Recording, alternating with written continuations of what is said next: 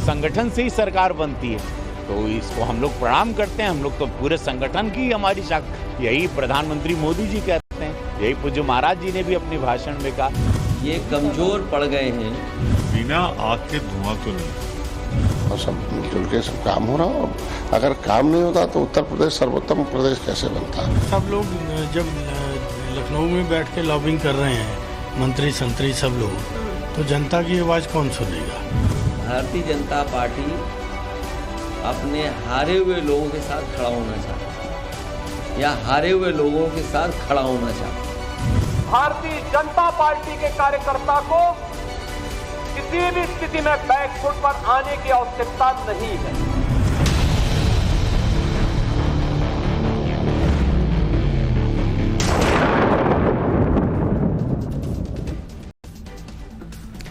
नमस्कार दर्शकों, मैं हूं नाविका कुमार और आप जुड़ रहे हैं मेरे साथ सवाल पब्लिक का शो पर।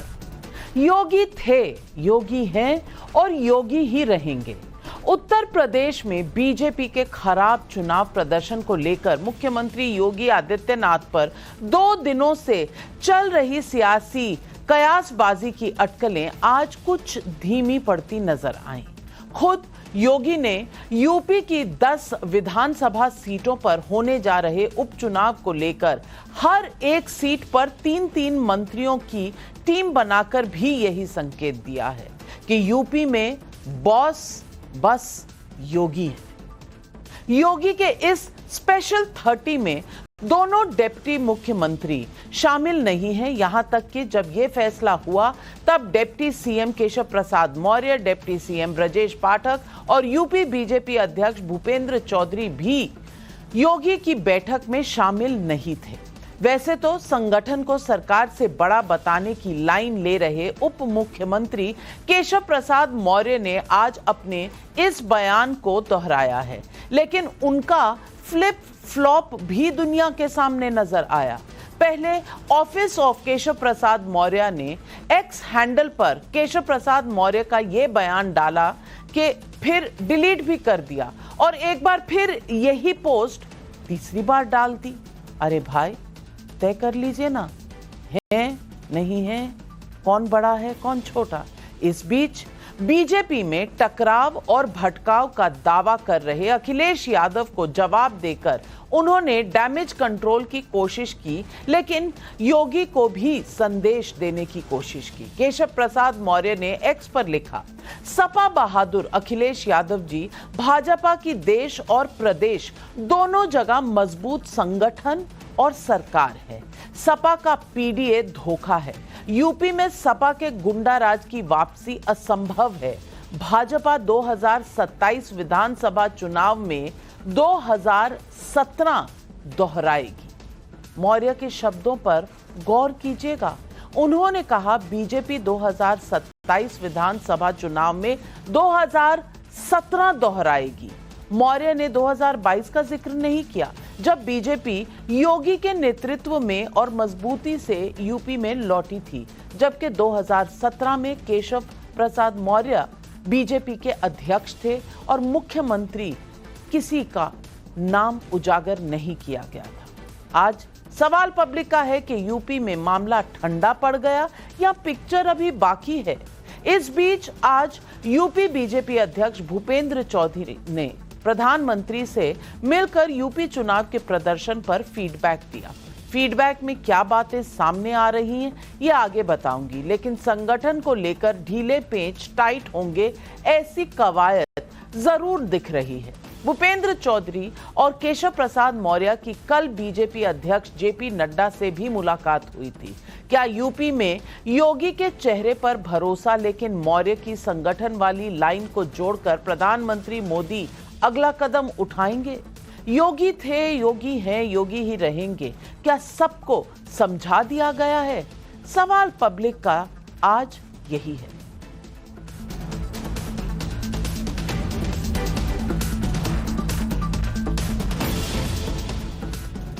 ऐसा पहली बार नहीं है कि केशव प्रसाद मौर्य की योगी आदित्यनाथ से तनातनी दिखी हो। 2017 में सीएम ऑफिस में केशव प्रसाद मौर्य की नेम प्लेट का विवाद हुआ था।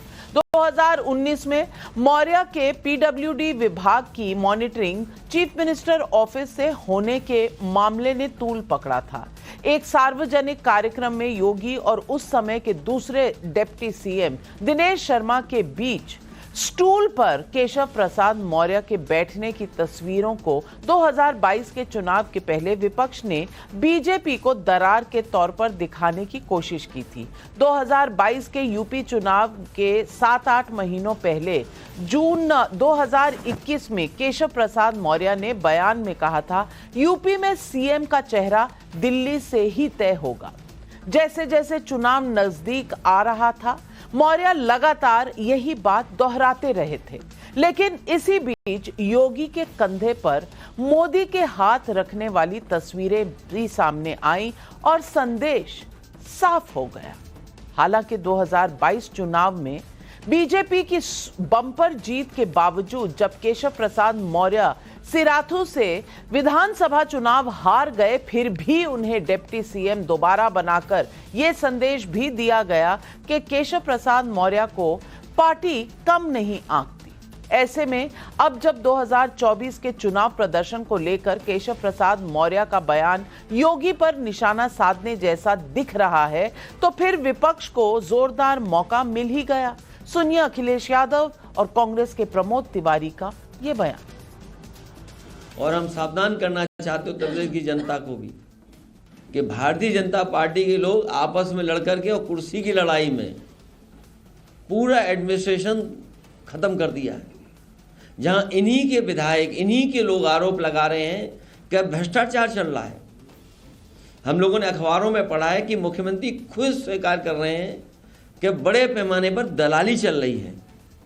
जिस प्रदेश के मुख्यमंत्री खुद स्वीकार कर रहे हों कि दलाली हो रही हो और अखबारों में बड़ा बड़ा लिखा हो कि दलाली हो रही है, तो जनता जानती होगी कि कितनी दलाली हो रही है। भारतीय जनता पार्टी अपने हारे हुए लोगों के साथ खड़ा होना चाहती है या हारे हुए लोगों के साथ खड़ा होना चाहती है। कुर्सी की लड़ाई में जनता बहुत परेशान है। ये सरकार कमजोर हो गई, इसलिए फैसला टाल दिया।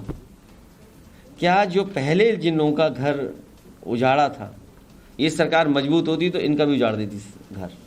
बिना आग के धुआं तो नहीं होता। जिस तरह एक मंत्री कह रहे हैं कि बिना संगठन ही सर्वोच्च, बड़ी तालियां पिट रही। मुख्यमंत्री अपनी दलील दे रहे हैं, विधायकगण अलग कहानी कह रहे हैं, मंत्रीगण चाहे केंद्र के हों चाहे प्रदेश के हों वो अलग कहानी कह रहे हैं। तो कुल मिलाकर बीजेपी के अंदर सब कुछ ठीक ठाक नहीं। उत्तर प्रदेश के भाजपा के कार्यकर्ता, भाजपा के लोग ऑफ रिकॉर्ड, ऑन रिकॉर्ड नहीं, बोलने लगे हैं कि अब तो गुजरात के हवाले उत्तर प्रदेश हो गया है। तो ऐसा लग रहा है जैसे गुजरात की भाजपा उत्तर प्रदेश की भाजपा को गुलाम बना रखा। 2024 के चुनाव नतीजों के बाद यूपी में बीजेपी की फॉल्ट लाइन का फायदा अखिलेश यादव और कांग्रेस उठा लेना चाहते हैं। लेकिन क्या मोदी और योगी के रहते ये आसान होगा?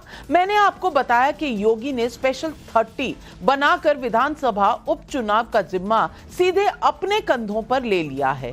यहां तक कि केशव प्रसाद मौर्य के गृह क्षेत्र फूलपुर के लिए भी उन्होंने मंत्री दयाशंकर सिंह को नियुक्त किया है। सरकार के कामकाज को लेकर योगी की सक्रियता भी बढ़ी हुई दिख रही है। राज्यपाल आनंदीबेन पटेल से योगी ने शिष्टाचार मुलाकात की है कुछ ही समय पहले। तो उधर यूपी बीजेपी अध्यक्ष भूपेंद्र चौधरी ने प्रधानमंत्री मोदी को अपने फीडबैक में एक बड़ी बात कही। सूत्रों के मुताबिक उन्होंने कहा, प्रशासन द्वारा पार्टी के खिलाफ काम हुआ, जिससे हर लोकसभा क्षेत्र में पार्टी का लगभग 50,000 वोट नहीं पड़ पाया। साथ ही उन्होंने प्रशासन द्वारा बीजेपी कार्यकर्ताओं की उपेक्षा से कार्यकर्ताओं के सक्रिय न होने को खराब प्रदर्शन का एक बड़ा फैक्टर बताया। बीजेपी केंद्रीय नेतृत्व यूपी के प्रदर्शन को लेकर नेताओं के से अलग अलग मुलाकात कर समीक्षा कर रहा है। उधर केशव प्रसाद मौर्य के बयान से संगठन और सरकार के बीच कोई दीवार खड़ी होने का जो अंदेशा सामने आया था, उसे भी पाटने की कोशिश बीजेपी की तरफ से आज होती दिखी। सुनिए ये बयान। संगठन अपनी जगह पर है, सरकार अपनी जगह पर है। संगठन अपना काम करती है और कार्यकर्ता का सम्मान संगठन भी करता है और सरकार भी करती है, और चूंकि सरकार भी हमारी है तो इसलिए हम एक दूसरे के पूरक हैं। उन्होंने बात सही कही, 19 करोड़ के कार्यकर्ता और संगठन को ही लेके, संगठन से ही सरकार बनती है, तो इसको हम लोग प्रणाम करते हैं। हम लोग तो पूरे संगठन की हमारी यही प्रधानमंत्री मोदी जी कहते हैं, यही पूज्य महाराज जी ने भी अपने भाषण में कहा, ये राष्ट्रीय अध्यक्ष जी अमित शाह जी भी यही कहते हैं। तो संगठन को तो हम लोग संगठन की वजह से ही खड़े हैं। तो आज पब्लिक पूछ रही है सवाल, उपचुनाव के लिए सुपर 30 बनाकर योगी फुल एक्शन में, क्या मोदी से योगी को ग्रीन सिग्नल मिल गया है? क्या यूपी पर कोर्स करेक्शन में बीजेपी में केशव प्रसाद मौर्य की संगठन वाली दलील को तवज्जो मिलेगी? यूपी बीजेपी में चल रहे उथल पुथल को मौका मान रहे अखिलेश यादव क्या मोदी योगी के सामने कामयाब होंगे? ये सवाल आज हम ही नहीं, पब्लिक भी पूछ रही है। और इन सवालों के जवाब देने के लिए आज हमारे साथ जुड़ रहे हैं बीजेपी के राष्ट्रीय प्रवक्ता सीनियर एडवोकेट गौरव भाटिया जी, कमलाकर त्रिपाठी नेता हैं कांग्रेस पार्टी के, अनुराग भदौरिया प्रवक्ता हैं समाजवादी पार्टी के, विवेक श्रीवास्तव राजनीतिक विश्लेषक, हर्षवर्धन त्रिपाठी वरिष्ठ पत्रकार भी हमारे साथ जुड़े हुए हैं। गौरव भाटिया जी, वो जब तक सीटें ज्यादा होती हैं तब तक सब कुछ खुश खुश हैप्पी दिखता है, लेकिन अब चुनाव के जिस तरह से प्रदर्शन उत्तर प्रदेश से आए हैं, रसाकशी तनातनी चलती हुई नजर आ रही है और लखनऊ से निकलकर दिल्ली तक पहुंच चुकी है। आज पब्लिक यही सवाल पूछ रही है कि योगी थे, योगी हैं, योगी रहेंगे, तो फिर केशव प्रसाद मौर्य क्या कह रहे हैं? जो कभी कह रहे हैं, फिर डिलीट कर रहे हैं, फिर कह रहे हैं, चल क्या रहा है उत्तर प्रदेश में?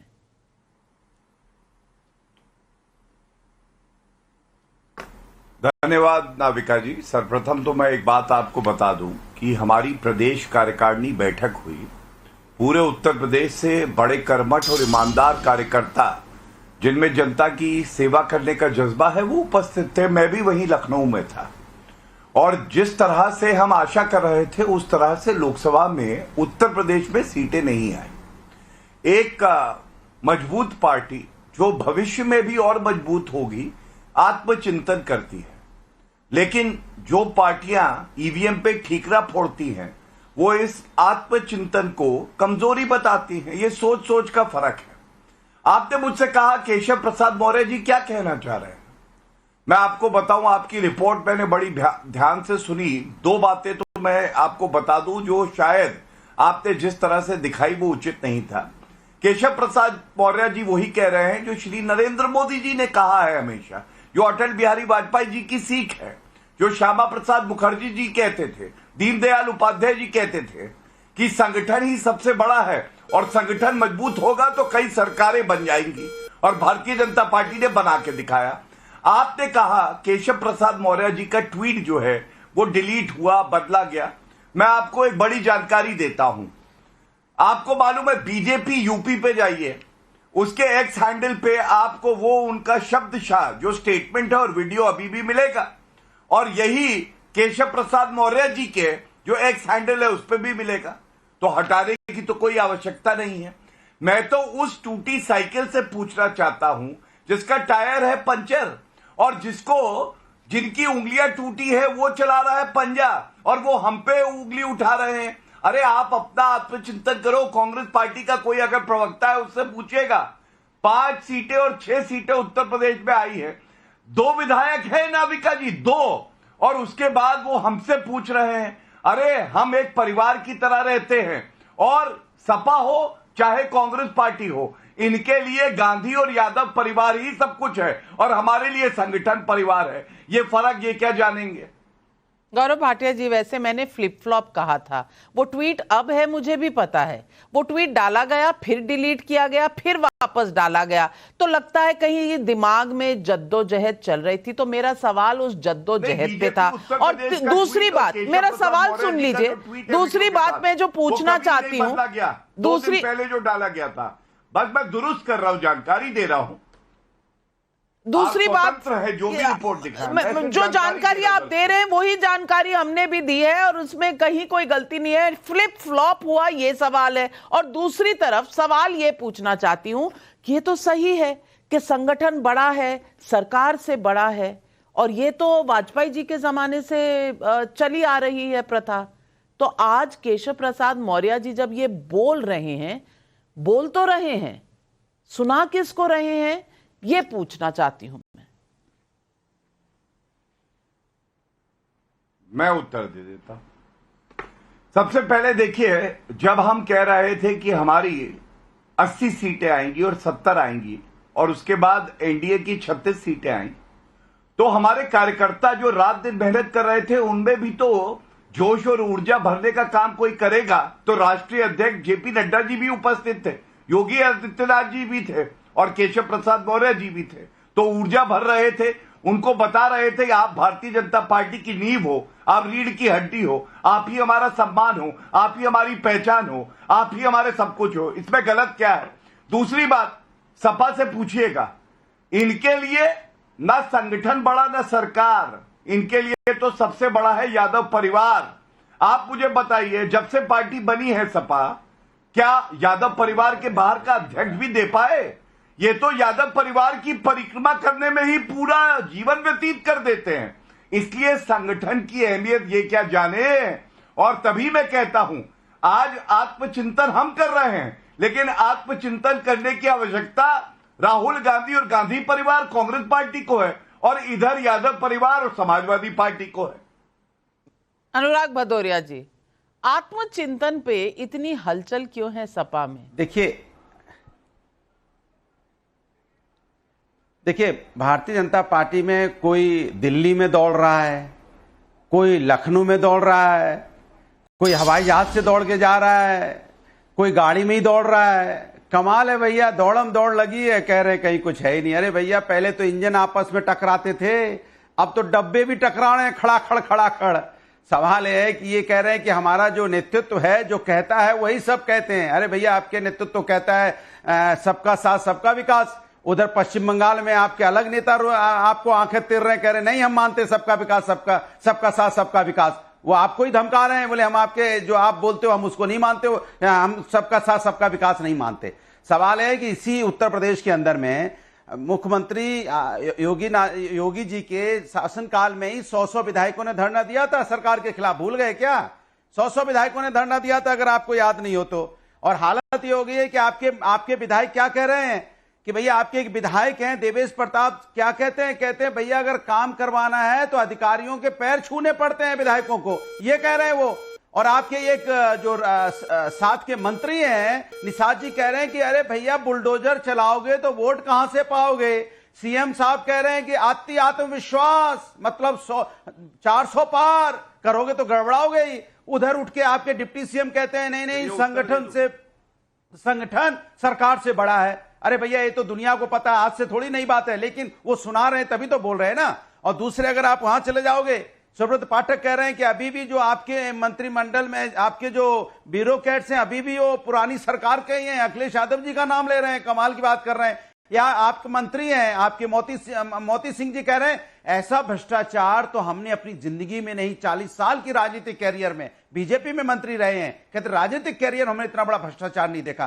तो भ्रष्टाचार आपके यहां पूरी तरह से व्याप्त है। और आपके अध्यक्ष नड्डा जी क्या कह रहे हैं? अरे कार्यकर्ता का सम्मान से समझौता नहीं होगा, कार्यकर्ता के सम्मान से समझौता नहीं होगा। तो किसको सुनाया जा रहा है भाई? बैठे तो कार्यकर्ता ही वहां पे हैं, बैठे तो बीजेपी के ही नेता हैं भाई। सीएम कुछ सुना रहे हैं, गौरव भाटिया जी जवाब दे रहे हैं, गौरव भाटिया जी जवाब दे रहे हैं। आपने बड़े प्रश्न उठा लिए अनुराग भदौरिया जी, अब जवाब सुन लीजिए। गौरव भाटिया, इतनी जल्दी भाग जाते हैं, बीजेपी को इतना मौका देते हैं आप। अरे सुनिए मेरी बात सुनिए, बीजेपी को इतना मौका देते हैं, मेरी 37 आप 2.5 मिनट से बोल रहे हैं ना, 2.5 मिनट से बोल रहे हैं। आपका पेट कभी भरता क्यों नहीं है अनुराग भदौरिया जी? इंतजार करिए, दोबारा आऊंगी। कहाँ जा रहे हैं आप? कहाँ जा रही हूं मैं? 2027 तक तो मेरी बात पूरी हो जाए। इतना आरोप लगा के चले गए, वो 15 मिनट तक बोले और आप कह रहे दोबारा आ जाएंगे। हम 2 मिनट में बोले तो आप भाग गए। अरे 37 सीटें वाला याद रखिएगा नाविका जी, उनको हराया हमने, 33 सीटों पे आए। क्यों पता है? भाषा शैली उनकी ठीक नहीं है। भारतीय जनता पार्टी का कनेक्ट जनता से खत्म हो गया है। वो जनता की बात नहीं कर रहे हैं, सत्ता की बात करने लगे हैं। जनता के घरों में बुलडोजर चलाएंगे, उनका घर उजाड़ेंगे, फिर कहेंगे हमें वोट दे दो। और जब वोट लेते हैं तो वोट वैध होता है, और जब वोट लेने के बाद कहते हैं नहीं नहीं आपका घर ही अवैध हो गया। ये वो लोग हैं जो जनता के दर्द पे बात नहीं करते। सोचो आज वैकेंसी निकलती है तो किस तरह से भीड़ होती है। देखिए आप, रेलिंग टूट जाए, यहाँ पे टूट जाती है। गुजरात में आप जो कह रहे हैं 100% सच कह रहे हैं, पर आप 2024 की बात कर रहे हैं। 2014, 17, 19, 22 आप भूल जाते हैं। इसीलिए ट्रेन को ब्रेक लगाइए, नहीं तो डब्बे खड़कने लगेंगे। और गौरव भाटिया जी का जवाब सुनिए। अरे ट्रेन डब्बे उनके खड़क गए, डब्बे पटरी से उतर गए इंजन के साथ साथ। चलिए अब चुप करा लीजिए भाई, जनरेटर बंद नहीं होता है, यही दिक्कत है। नहीं आप बोलिए गौरव भाटिया जी। ठीक, नाविका जी आपने 2014, 17, 19, 22 याद दिलाया। मैं कहूंगा 24 की ही बात कर लेते। केंद्र की सरकार किसकी बनी है? 62 साल बाद तीसरी बार कीर्तिमान बना के नरेंद्र मोदी जी प्रधानमंत्री बने हैं। और उत्तर प्रदेश में मुख्यमंत्री कौन है? योगी आदित्यनाथ जी हैं। 24 में भी तो ये विपक्ष में ही बैठे हैं, जनता ने आशीर्वाद दिया है तभी। और देखिए अखिलेश यादव जी के बयान पे मैं कुछ कहना चाहूंगा। हमारे बीच में नहीं है कोई झगड़ा, और याद रखना अखिलेश तुम्हारे सामने योगी आदित्यनाथ जी है बहुत तगड़ा। आप बताइए, अखिलेश जी कह रहे थे आज आपस में लड़के एडमिनिस्ट्रेशन खराब कर दिया। अब लड़ने का एक्सपीरियंस तो अखिलेश यादव से ज्यादा किसी का है नहीं। जिन पिताजी ने, मुलायम सिंह जी ने उनको कुर्सी पे बैठाया था, नाविका जी आपको याद है किस तरह से 1 जनवरी और 2017 की बात है, अपने पिताजी को कुर्सी से हटा दिया। या तो औरंगजेब ने किया या उन्होंने किया। उसके बाद दूसरी बात आप मुझे बताइए, क्या ये सत्य नहीं है? एडमिनिस्ट्रेशन योगी आदित्यनाथ जी 2017 में मुख्यमंत्री बने, 22 में काम पे अपने दोबारा अनुराग भदौरिया जी, अभी तो आपकी सरकार नहीं आई और आप हावी होना चाहते हैं सब पर। आप कंटिन्यूअसली बोल रहे हैं, दर्शक सुन नहीं पाएंगे आपको। आपको सांस चढ़ जाएगा, दर्शक सुन नहीं पाएंगे आपको। गौरव भाटिया जी की बात तो खत्म होने दीजिए, सांस ले लीजिए, पानी पी लीजिए, तब तक तबियत ना खराब हो जाए। बात अगर वो व्यक्तिगत हमला करेंगे, सोचिए हम उनको क्या बोले बताइए। जो आदमी दल बदलू होता है, धोखेबाज होता है, उन्होंने कोई व्यक्तिगत हमला नहीं किया आपके ऊपर। आप बोल रहे हैं, आप सुन नहीं पा रहे हैं। उन्होंने कोई व्यक्तिगत हमला नहीं किया। अगर किया होता तो मैं एंकर की तरह बैठी हूं, मैं उसको संभाल लेती। अभी ऐसा कुछ नहीं कहा है, आप ठंड रखिए। गौरव भाटिया जी बात खत्म करिए। धन्यवाद। देखिए नाविका जी, आपका चैनल वो वीडियो दिखा रहा था जहां पे अखिलेश यादव, श्रद्धेय मुलायम सिंह यादव जी अपने पिताजी से माइक छीन रहे हैं। इसलिए कोई व्यक्तिगत हमला नहीं है। लेकिन हाँ, मैं एडमिनिस्ट्रेशन पे कुछ कहूंगा। एडमिनिस्ट्रेशन हो तो योगी आदित्यनाथ जी जैसा हो, जो कानून व्यवस्था स्थापित करता है। और अखिलेश यादव के समय में 5.5 मुख्यमंत्री का टैग लगा था, तो सारे लोग पूछते थे भैया ये आधा मुख्यमंत्री कौन है, तो कहे यही अखिलेश यादव हैं, बाकी 5 और हैं। और आजम खां के सामने उनकी हिम्मत नहीं थी कि बैठ जाए। अब बताइए एडमिनिस्ट्रेशन ऐसा होता है? गायत्री प्रजापति को हटाया था, 3 दिन बाद दोबारा मंत्री बनाया था। इसीलिए तो उस सरकार को हटाकर बीजेपी की सरकार आई थी। मैं भूतकाल में नहीं जाना चाहती, वर्तमान में वापस आना चाहती हूं। और जनता के सवाल जो आ रहे हैं, पब्लिक के जो सवाल आ रहे हैं, उन्हें भी उठाना चाहती हूं। ओम प्रकाश खंडेलवाल का जयपुर से सवाल है, हमेशा संगठन ही पार्टी को आगे ले जाता है, क्या संगठन में असंतोष को दूर करने के प्रयास में बीजेपी सफल होगी? ये सवाल कमलाकर त्रिपाठी जी आप बताइए, आपको क्या दिख रहा है? क्योंकि कांग्रेस पार्टी बार बार कह रही है कि भाई धुआं आग के बिना नहीं होता, तो कौन सी आग नजर आ रही है? देखिए नाविका जी, सबसे पहली बात तो आपको बता दूं, success has many fathers, failure is orphan. तो यही हो रहा है बीजेपी के साथ। जो ब्रांड मोदी था ब्रांड मोदी फेल हो गया, हर जगह मोदी की गारंटी थी और डबल इंजन की सरकार की बातें कर रहे थे। तो ये दोनों चीजें जब फेल होती हैं तो उसके बाद केशव प्रसाद मौर्य जी, जो अपनी सीट भी पिछले चुनाव में नहीं बचा पाए थे, वो सजनी हमहू राजकुमार, एक कहावत है पूर्वी उत्तर प्रदेश की, तो वो सजनी हमहू राजकुमार बनने की कोशिश कर रहे हैं। इंपॉर्टेंट बात यह है नाविका जी कि जब ये लोग कहते हैं कि संगठन के लोगों की बातें नहीं सुनी जा रही हैं और अधिकारी उनके हिसाब से काम नहीं कर रहे हैं, तो दो चीजें इसके इंप्लाइड मीनिंग होती है। पहली चीज ये होती है कि संगठन का व्यक्ति सही चीज की पैरवी कर रहा है और वो काम नहीं हो रहा है, उसकी बात नहीं सुनी जा रही है। अगर ऐसा है तो आप सोचिए, जब बीजेपी जो रूलिंग पार्टी है उसके संगठन के लोग सही चीज की पैरवी कर रहे हैं और वो काम नहीं हो रहा है, तो आम जनता का क्या हाल हो रहा होगा। और दूसरी चीज, अगर वो ये कहना चाहते हैं कि संगठन के लोग वो पैरवी कर रहे हैं जो काम गलत है और योगी आदित्यनाथ नहीं कर रहे हैं, तो इसमें वो कौन सा गलत कर रहे हैं। तो दोनों ही परिस्थितियों में सफरर कौन हो रहा है? चित भी आपकी, पट भी आपकी, कमलाकर त्रिपाठी जी, आप जब बोलते हैं ना मुझे बड़ा मजा आता है, क्योंकि आप डॉक्टर हैं, आप मर्ज का इलाज बता रहे हैं और बता रहे हैं बीजेपी में कितना गलत था। लेकिन 5 साल वहां पर अशोक गहलोत और सचिन पायलट में सरेआम बाजारों में लड़ाई होती थी, एक दूसरे को पता नहीं क्या क्या कहा जाता था, वो मर्ज आपको दिखाई नहीं। जहां जहां जिन संगठनों में लड़ाइयां होती हैं उसका खामियाजा भुगतना पड़ता है। ये बीजेपी को एक्सेप्ट करना पड़ेगा। आज के समय में जो स्थितियां बन रही हैं, कांग्रेस एक्सेप्ट करेगी? का क्या है, उनके पास झोला है, वो झोला उठा के चल देंगे। और एक मिनट, पूरी दुनिया में सबको एक्सेप्ट करना होता है। हमने हमेशा कहा है कि हम आत्मचिंतन करेंगे और चीजों को सुधारेंगे, और उसी सुधार का नतीजा है कि राजस्थान में इस बार 2 फाड़ हुआ है। आप बेसिक चीज समझिए। लेकिन ये जो स्थितियां हो रही हैं, मोदी जी तो झोला उठा के चले जाएंगे और योगी जी जो हैं वो तो झोला रखते नहीं हैं, वो तो यहीं गोरखपुर के पीठाधीश्वर हैं, यहीं रह जाएंगे। लेकिन ये जो इन लोगों की आपसी खींचतान है, इसमें जो उत्तर प्रदेश की जनता जो सफर कर रही है, होता ये है। चलिए जनता का सवाल समझ में आता है, लेकिन हर्षवर्धन त्रिपाठी जी, कमलाकर त्रिपाठी जी कह रहे हैं कि ब्रांड मोदी खत्म हो चुका है। ब्रांड मोदी अगर खत्म हो चुका है तो तीसरी बार सरकार कौन चला रहा है? कांग्रेस पार्टी या बाकी विपक्षी दल? नंबर 1। और नंबर 2, जो सवाल पब्लिक पूछ रही है, सपना खरे झांसी से पूछ रही हैं, यूपी में जो हो रहा है वो देश के भविष्य के लिए अच्छा नहीं है। ईमानदार सीएम को हटाने जैसा संदेश अगर सामने आ रहा है तो ये अच्छा नहीं है। क्या बीजेपी इसे समझ रही है? और ये बहुत पते की बात है। योगी जी का जो एक चेहरा है, उनका जो प्रोफाइल है, और जिस तरह से उन्होंने इतनी पॉपुलैरिटी लोगों के बीच में कायम की है और एक तरह से उत्तर प्रदेश की काया पलट कर दी है, वहां इस तरह की अटकलें, उठापटक, बयानबाजी, क्या बीजेपी को कोई भी एडवांटेज दे रही है?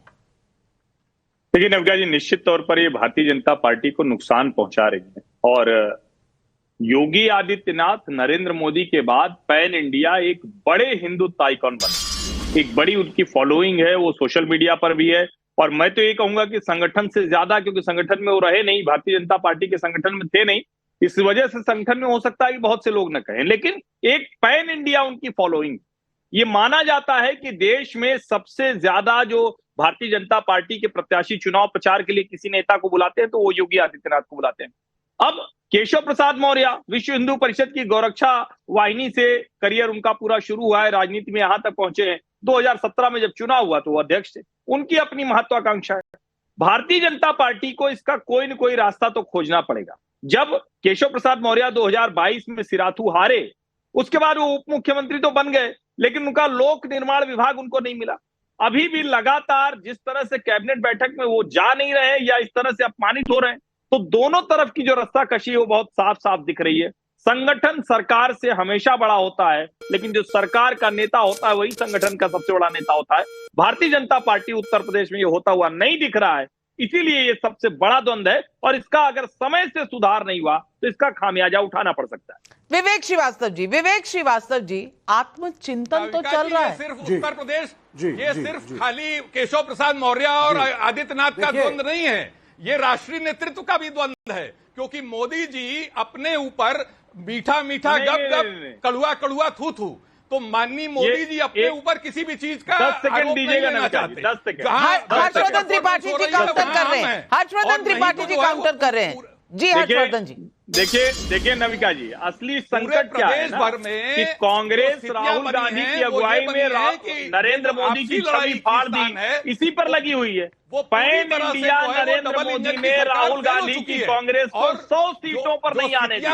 और मुझे लगता है कि कांग्रेस के नेताओं का ये दर्द इतना बड़ा है कि वो नरेंद्र मोदी की छवि पर हमला करते हैं, लेकिन ऐसा होता हुआ नहीं दिख रहा। और मैं फिर से कह रहा हूं, बिल्कुल, अगर राजस्थान में कुछ होता है तो दिल्ली पर असर कांग्रेस में नहीं होता, लेकिन यूपी में कुछ होता है तो कांग्रेस पार्टी को बहुत दिल्ली का जंग नजर आता है। लेकिन विवेक श्रीवास्तव जी, आप देख लीजिए जितनी पार्टियां इस वक्त पॉलिटिकल स्पेस में हैं, चाहे आप बात कर लीजिए कांग्रेस पार्टी की, बड़ी पार्टी थी लेकिन अब गांधी परिवार कंट्रोलिंग सिचुएशन में रहती है। अगर आप समाजवादी पार्टी को देखें तो यादव परिवार का कंट्रोलिंग स्टेक है। डीएमके देखें, आप बीआरएस देखें, आप टीडीपी देखें, आप वाईएसआर कांग्रेस देखें, तमाम पार्टियों में कहीं ना कहीं रीजनल पार्टियों में फैमिली का एक कंट्रोल है। बीजेपी एक मात्र ऐसी पार्टी है जहां एक ऑर्गेनाइजेशन है, ऑर्गेनाइजेशन में लोगों की अलग अलग महत्वाकांक्षाएं भी होती हैं, अलग अलग ऑब्जेक्टिव गोल भी होते हैं, और कभी कभार लोकतांत्रिक तरीके से डिबेट भी होता है। अगर ये सब हो रहा है तो लोकतंत्र का स्वागत करना चाहिए विपक्ष को। इतने दुखी क्यों हैं आप? मौका क्यों ढूंढ रहे हैं? हर्षवर्धन त्रिपाठी जी ने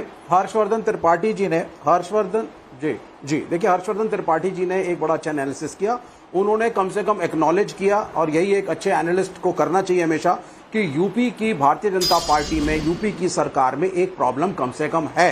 ये उन्होंने एक्सेप्ट किया और कहा कि इसका एक सोल्यूशन निकालना चाहिए, तो मैं इसके लिए इनको रिस्पेक्ट दूंगा। और देखिए, अगर कहीं भी खींचातानी, आपने परिवारवाद की बात की, तो परिवारवाद भाजपा में भी है, मध्य प्रदेश में भी है, आपका अनुराग ठाकुर जी हिमाचल प्रदेश में भी है। मैं आपको हर राज्य के अंदर ऐसे 10-20 नेता गिना दूंगा जो परिवारवाद से भाजपा में भी हैं। उनके रीजनल पॉकेट्स में अपने की बात नहीं कर रही, मैं कंट्रोलिंग परिवार की बात कर रही हूँ। बीजेपी में कंट्रोल करने वाला कोई पर बिल्कुल ठीक है भाई, दोनों का नेचर डिफरेंट है। एक रीजनल पार्टी के अंदर वो छोटी पार्टी होती है, एक राज्य तक सीमित होती है, और यहाँ पे भाजपा का स्पेक्ट्रम बड़ा है, लेकिन इसमें भी रीजनल पॉकेट्स हैं। लेकिन अब जो बात हम उत्तर प्रदेश की करेंगे, तो देखिए सबसे पहले तो मेरा सबसे बड़ा ऑब्जेक्शन है स्टेटमेंट के ऊपर कि प्रशासन के कारण हमारी हार हुई। भाई 2 बार योगी आदित्यनाथ जो है, उनको 7 वर्ष हो गए मुख्यमंत्री बने हुए, दोनों बार वो जीते, अच्छे मार्जिन से जीते, काफी बहुमत है उनका, और प्रशासन ने प्रशासन ने उनको जितवाया, क्या ये कहना चाहते हैं? और इस बार अगर नहीं कर पाए अच्छा, या उनकी सीटें कम आई हैं भारतीय जनता पार्टी की, तो आप कह रहे हैं साहब प्रशासन was not in my favour. तो क्या ये कहना चाहते हैं कि प्रशासन चुनाव करवाता है, या प्रशासन इलेक्शन कमीशन के भी ऊपर हो गया, प्रशासन चीफ मिनिस्टर के भी ऊपर हो गया?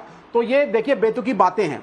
कुछ गलत नीतियां थी जो भारतीय जनता पार्टी ने करी, जो हमारे संविधान के खिलाफ है, हमारे लोगों के खिलाफ थी, जिसकी वजह से लोगों ने जम के इनको उत्तर दिया।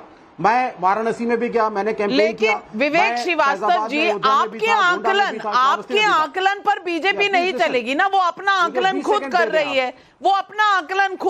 है, और उनके लोग जो कह रहे हैं वो सुन रही है। लेकिन गौरव भाटिया जी, जो बात निकल कर आ रही है कि आग है इसीलिए धुआं उठ रहा है, नंबर 1, और नंबर 2, ये जो रसाकशी चल रही है, ये जग जाहिर है इस वक्त। और कहीं ना कहीं क्या बीजेपी देर कर रही है, क्योंकि अपनी ही सरकार और अपनी ही संगठन में इस तरह की रसाकशी शायद बीजेपी को कोई लाभ नहीं पहुंचा पा रही।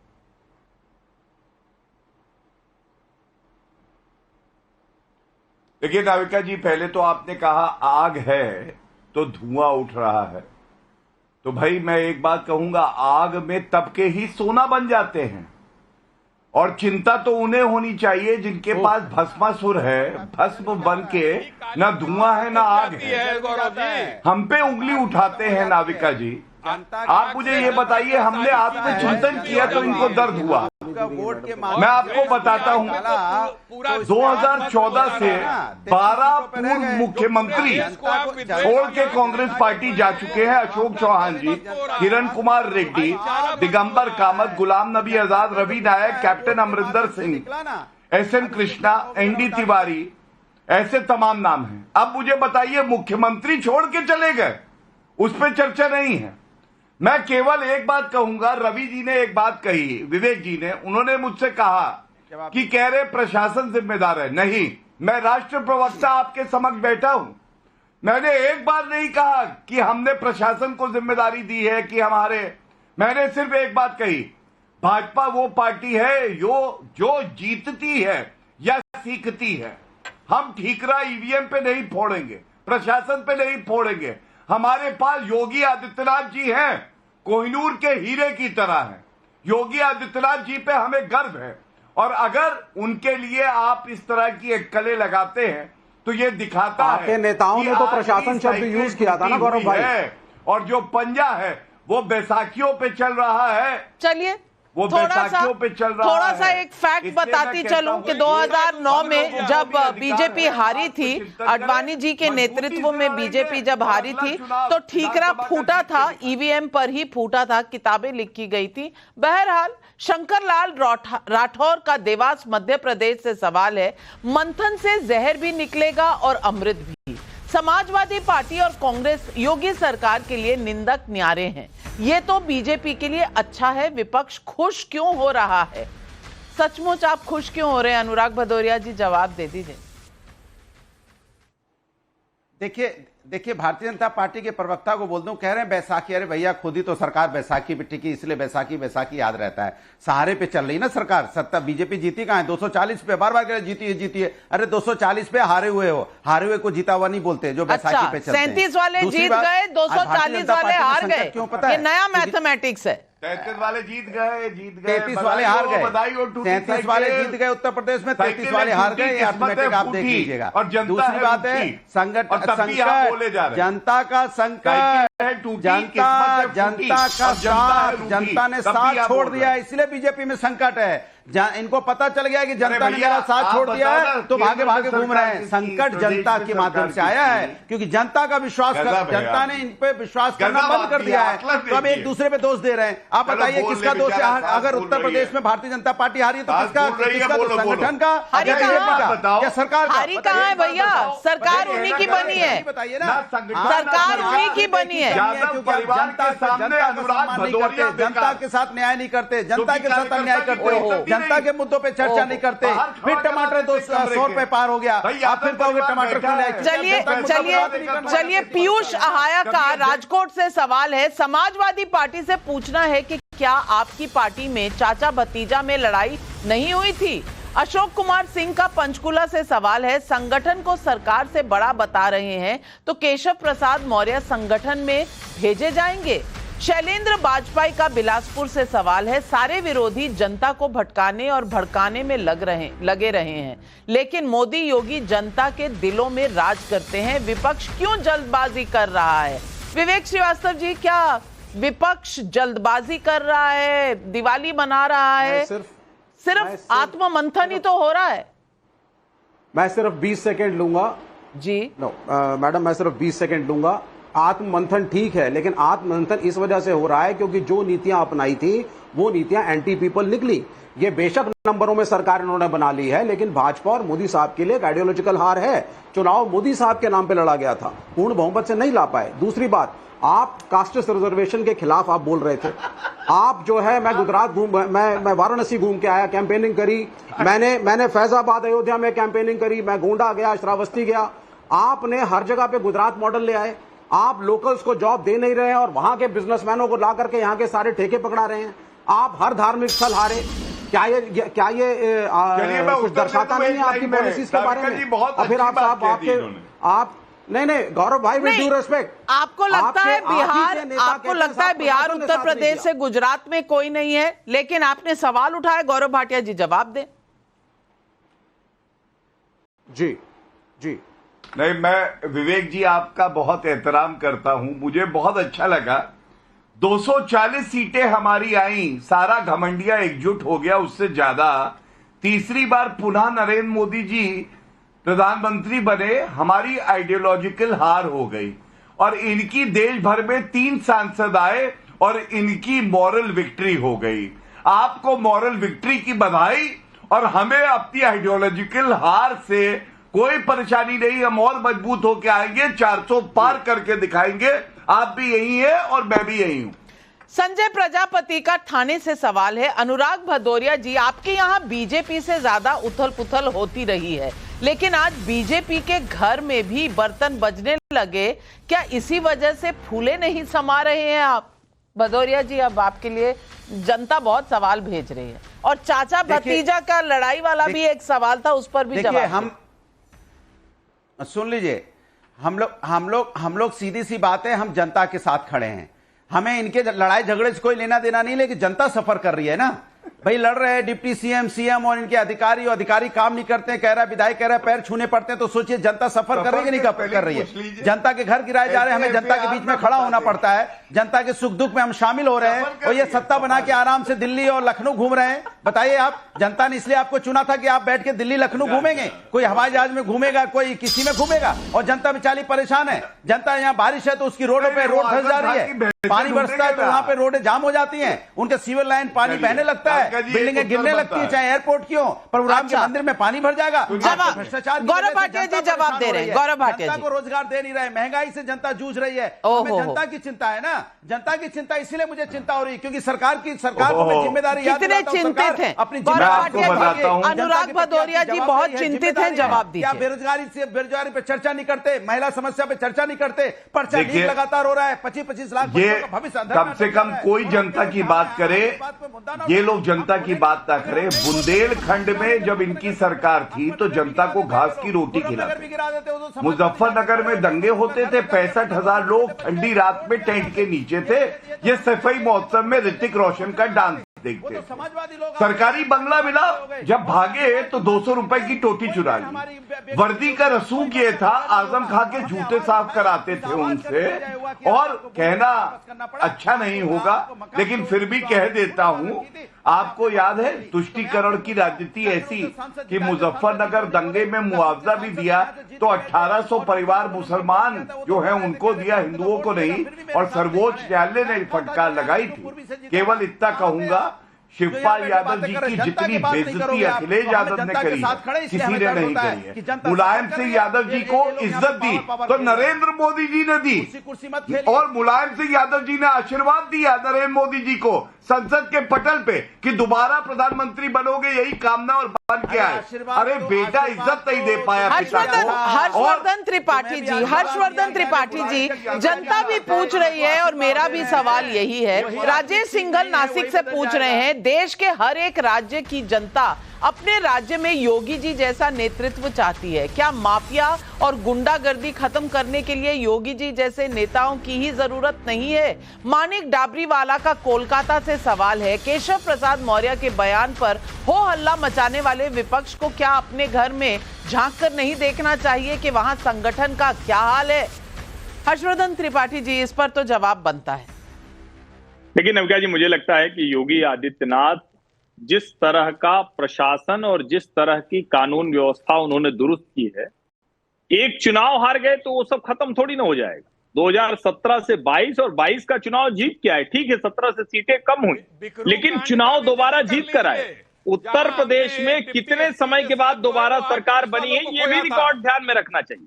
और उसके बाद भारतीय जनता पार्टी की सरकार ही नहीं बनी है, ये आईपीएस मणिलाल पाटीदार कमलाकर जी बीच में, अरे बड़ी आपकी आदत खराब है भाई, आप तो कुछ भी बोलते रहते हैं और बीच में बोलते हैं। आप सारी चीजें गिना रहे हैं। त्रिपाठी वर्सेस त्रिपाठी ना कीजिए, आप हर्षवर्धन खत्म कर ले, काउंटर का समय दूंगी। 1 मिनट कमलाकर जी।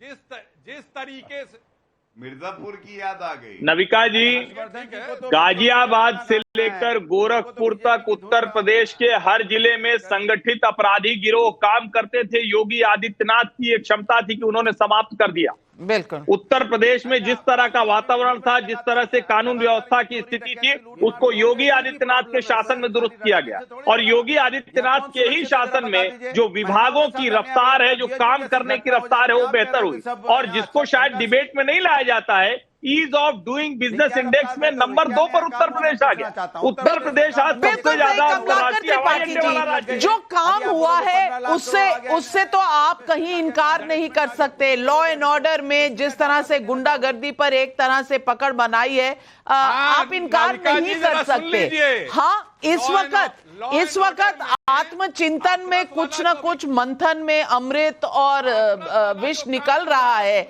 लेकिन कांग्रेस पार्टी अपना हाल तो देखे। बीजेपी के घर के अंदर क्या हो रहा है उसमें इतना इंटरेस्ट क्यों? नाविका जी, पहले हर्षवर्धन जी की बात और आपकी बात का काउंटर कर लेने दीजिए। हाथरस में जो अभी कांड हुआ है और सूरजपाल को जिस तरीके से बचाया जा रहा है, राजनीतिक संरक्षण दिया जा रहा है, उस पर भी बात कर लीजिए। इसी योगी सरकार में कांड हुआ था। राहुल गांधी चुप क्यों है? राहुल गांधी चुप क्यों है? उन्होंने सूरजपाल पे कुछ बोला? राहुल गांधी का कोई ट्वीट आया? चुप नहीं है। हम तो ये डिमांड कर रहे हैं, कोई चुप नहीं है। बात को घुमाने की कोशिश मत करिए। नहीं, बात को नहीं। आप राहुल गांधी से ट्वीट ले आइए। आप राहुल गांधी से एक ट्वीट ले आइए। वो वहां गए, एक शब्द नहीं बोला उन्होंने सूरजपाल पे। कमलाकर त्रिपाठी जी, अगर जनता जवाब देती है चुनाव में, तो आपको भी देती है और बीजेपी को भी देती है। और आप जिस तरह से कह रहे हैं जनता को नासमझ मत समझिए, क्योंकि ये जो पब्लिक है ये सब जानती है। व्यक्ति से बड़ा दल और दल से बड़ा देश, ये बीजेपी का मूल मंत्र है। ऐसे में देखा जाए तो केशव प्रसाद मौर्य कोई नई लकीर नहीं खींच रहे, लेकिन जब वो यही बात योगी आदित्यनाथ के खिलाफ कहते नजर आए हैं तो उससे हंगामा मचना तय था। लेकिन तमाम उठापटक के बावजूद अगर योगी कहीं से कमजोर होते नहीं नजर आ रहे हैं, तो इसका मतलब यह है कि केंद्रीय नेतृत्व को योगी पर पूरा भरोसा है। हाँ, ये जरूर हो सकता है कि अब की बार योगी को संगठन को पूरी अहमियत देनी पड़ेगी, कहीं ना कहीं कोऑर्डिनेशन बनाना पड़ेगा, और शायद बीजेपी की कवायद उसी तरफ है। लेकिन विपक्ष है कि इस बार जल्दी दीपावली मनाने लगा है। दीपावली मनाने की कोई जरूरत है? पब्लिक खुद तय करेगी। आज सवाल पब्लिक का शो पर बस इतना ही। अपने तमाम पैनलिस्ट का धन्यवाद करती हूं।